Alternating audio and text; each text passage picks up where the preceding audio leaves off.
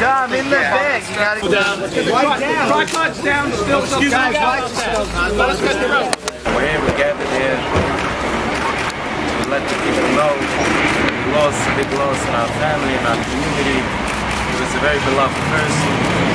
And we'd like to notify that we increase the reward for any leads to an arrest, any results that anybody can help. We increase for $25,000 the reward.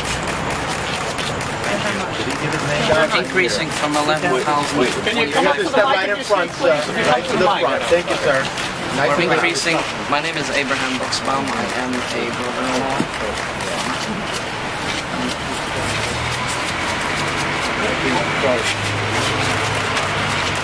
Get closer. Mr. Buxbaum, Okay, please.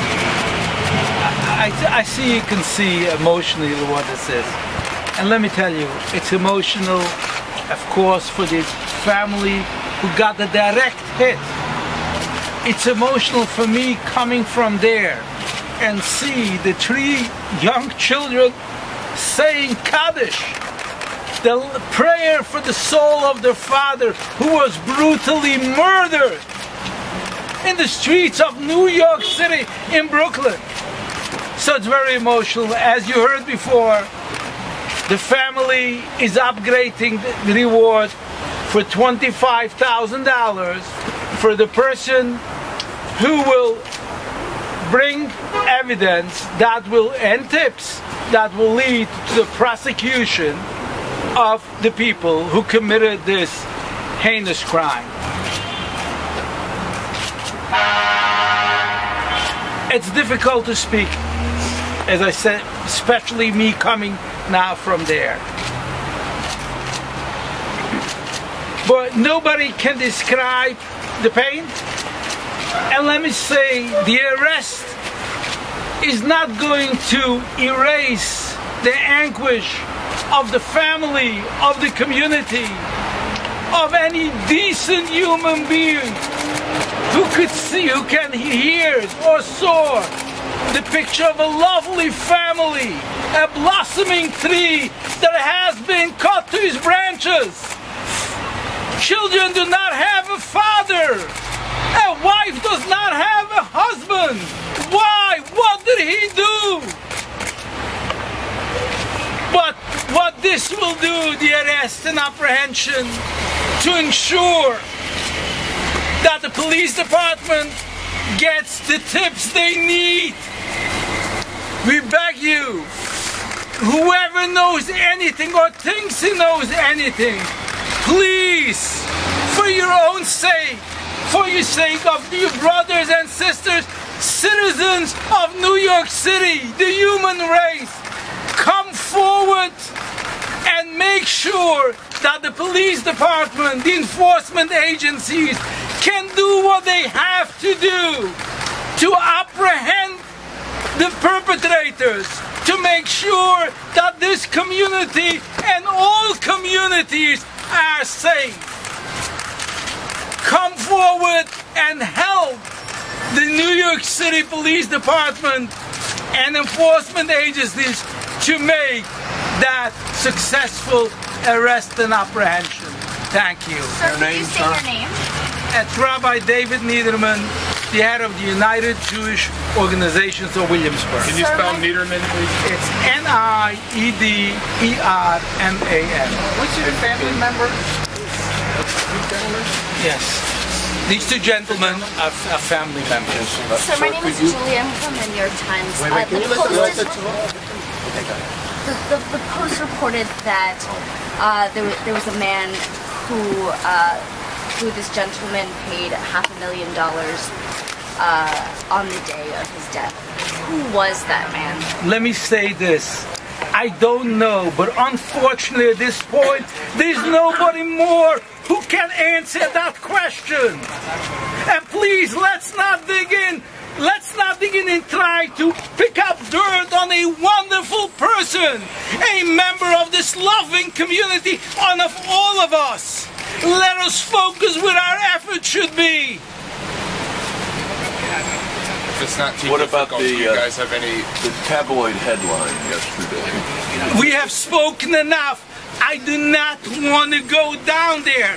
We are here for a special purpose, to make sure that you, all of you, and all of us are safe, and that's why we're here today. Rabbi, do you think that your beloved friend was murdered because he was carrying money on him and it was a robbery?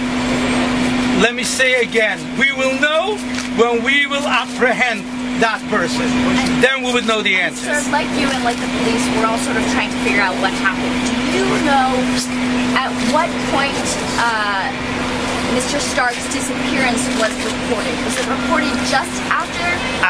I can't tell you exactly, but basically as soon as they realized that he's missing, it was an evening, there were weddings and events, so it's usual that people come home a little bit later than normal. Okay, so as soon as they realized that he is missing, it was reported to the police department. What time was that reported to the police, sir, by the family? I really don't know the exact answer, and I don't think the family knows. And please, let's not make it more difficult for the family to relive those terrible moments. Please. Mr. Buxbaum, could you come to the microphone for just a moment, please? To hear what you said before, could you just approach the mic a little closer? Could you tell us, the family members, what they're doing today?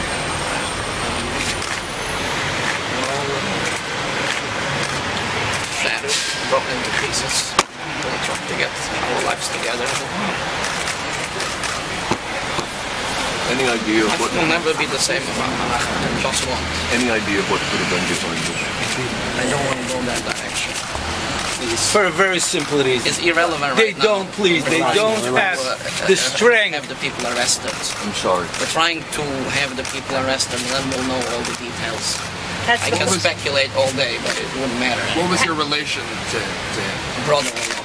Brother. What kind of a man was he? How did you want him? A wonderful father, and a wonderful husband, and a wonderful friend, and a wonderful, just ordinary guy of the street that you would meet. I mean, was he a charitable person? I mean, we're hearing two different stories. Can you explain what he meant to this community? A very charitable person. On a personal level, to individuals and to the community. How hurtful is it then for you to hear such bad things about the man you love as a brother-in-law? I can never explain how hurtful it is. Just can't. Brad, I mean, it's very, very disgusting and difficult to deal with. Do you mind saying and spelling your name just so we have it right? A-B-R-A-H-A-M. Last name is B-U-X-B-A-U-M. Has the police been keeping the family posted about any developments in their investigation? They have not kept me posted, but I'm assuming they are in touch with people that they need to be in touch with. His wife, has she been notified? What? What's going on? In what regard? In the investigation, the police investigation? No. Why not? I mean, because what's confusing here, Rabbi, is that we're talking about trying to find the people that committed this murder. And in order to do that, we have to talk about what happened and to see how the investigation is going. So this is why we're asking these specific questions. We understand it's difficult, but this is the only way to develop this story. May I address that? Hi, I'm Councilmember Stephen Levin. You represent Williamsburg. And those are questions for the police department. Those are questions that are best answered by DCPI and the Nassau County Police Department, which is working on this investigation as well. And so we are not privy to details of the investigation. We are confident that the police department in New York City and in Nassau County are treating this case as a very high priority case and making sure that they're leaving no stone unturned in the investigation in this tragic and senseless murder. Councilman, there was also another incident about a month or two ago of another person that was killed for collecting rent money in Brooklyn. They were gunned down in their car after collecting rent. Have you spoken to police about a possible connection of that? I have. It was in August. I have not. But they're pursuing their investigation thoroughly, and we have been assured that that is the case. What the family has done today is they're letting the public know that there is an increased reward for information that will lead to the arrest, apprehension, and conviction of individuals connected with this absolutely heinous crime, which has destroyed a family and destroyed a community. And the family has come out to say that if somebody out there knows something, come forward and let's make sure that justice is done. Has anybody called yet on offering any tips or leads on this as a result of... Again, that's a question for the police department and for because they're the ones conducting this investigation. So the reward money is going through the NYPD? I mean, it's being now worked on, set up a special fund. And people will contact the NYPD for this? Exactly. What is it, the Crime Stoppers number? Where did that $25,000 come from? Was it raised by the community? By the family. If it's not too difficult, I know you're also a family member, sir. Do you have anything that you want to say about him? You can stand right to the front. If you could come over to the microphone, sir, and give us your name, please. My name is Moses Churlowitz. I am brother-in-law of Mr. Stark. And I was involved from the beginning that I got the phone call from the wife that my brother-in-law is missing, that my lovely brother-in-law Max is missing. I hate the fact that I have to come here and defend a good man for people that love gossip and love to talk nonsense. We all have to believe, and we all know the facts, that news is made by gossip and by bad stories. Good stories or something is irrelevant today, and this doesn't make any headlines. And I would please ask everybody, this guy was not only a wonderful father and a wonderful husband and a wonderful brother-in-law, he was a wonderful man to the community. You can't stop anybody in this community. Try to do that and find someone that has any bad word to say on this guy. There's no such a thing, a guy that had over 1,000 tenants, that you're not going to have a few unsatisfied tenants. There's no such a thing. This is business. You can't please 100% of the people 100% of the time. And I don't want to elaborate more on that. I just want to thank the NYPD and the Detective Squad unit and Councilman Levine and Mr. Niederman and everybody over here. I don't know all the names. Everybody over here, I don't know the names.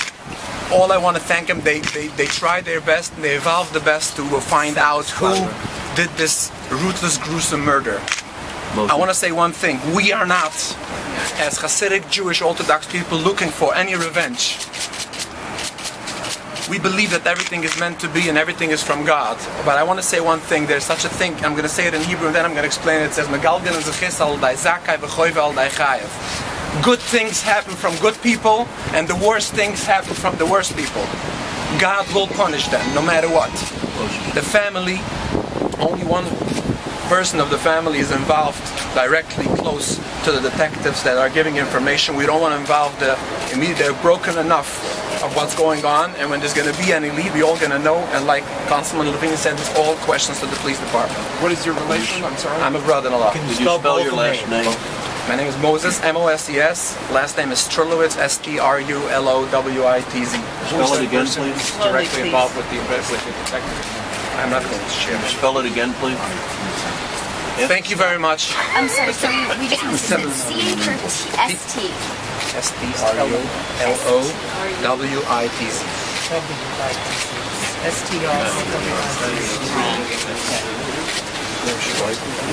Just to be clear, I'm Assemblyman Joe Lenthal.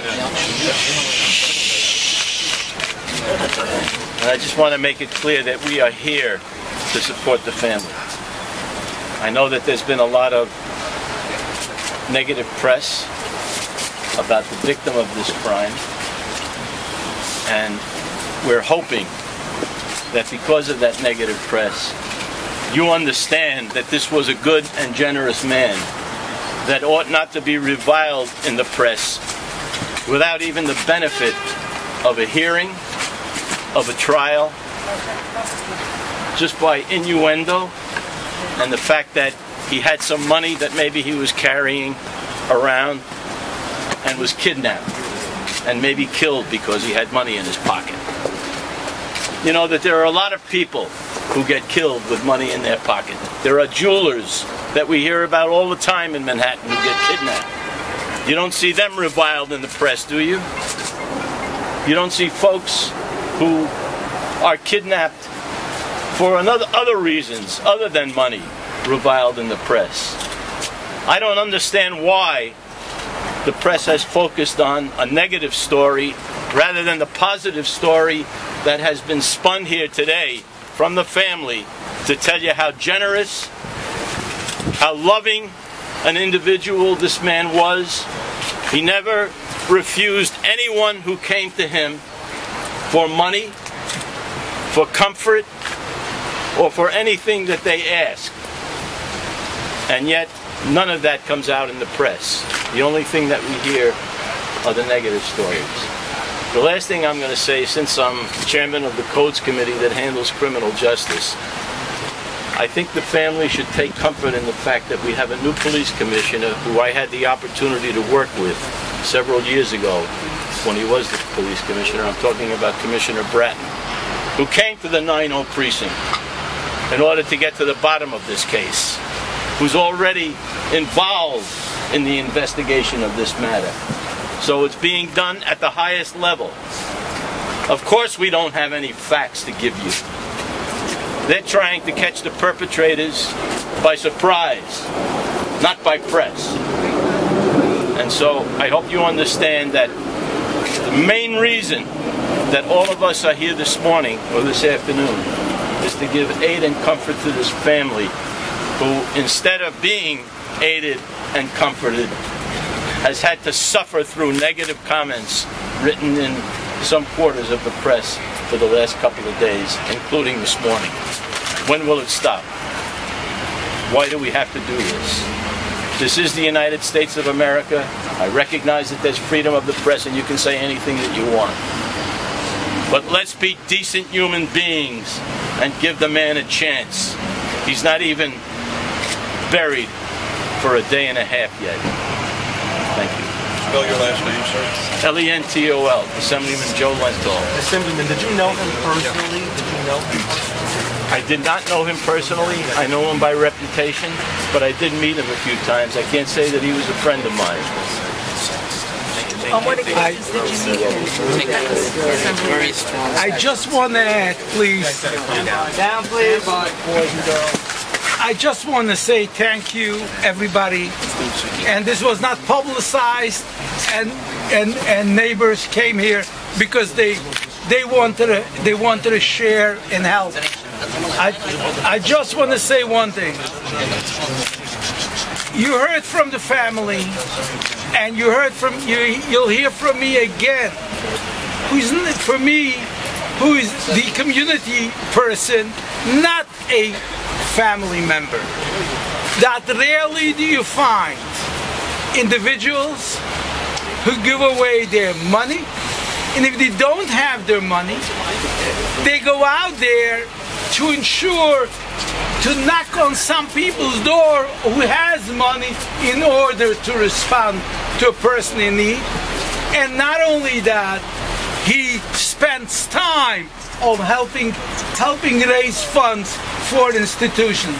Yesterday you had a major institution who was there at a press conference saying that he was the guest of honor at an event next week for children, for infertility, to help people with infertility problems. The person who is here was here for the born and the unborn. The person was here for the sick and for the people who were well. The person was here to anybody and everybody who needed help. So we hope that people out there hear what we are saying, and we beg Time is of essence. The longer it takes, the evidence disappears. It's crucial. If you know something, do it now. You reward yourself, but more important, you'll reward everybody here. Thank you very much.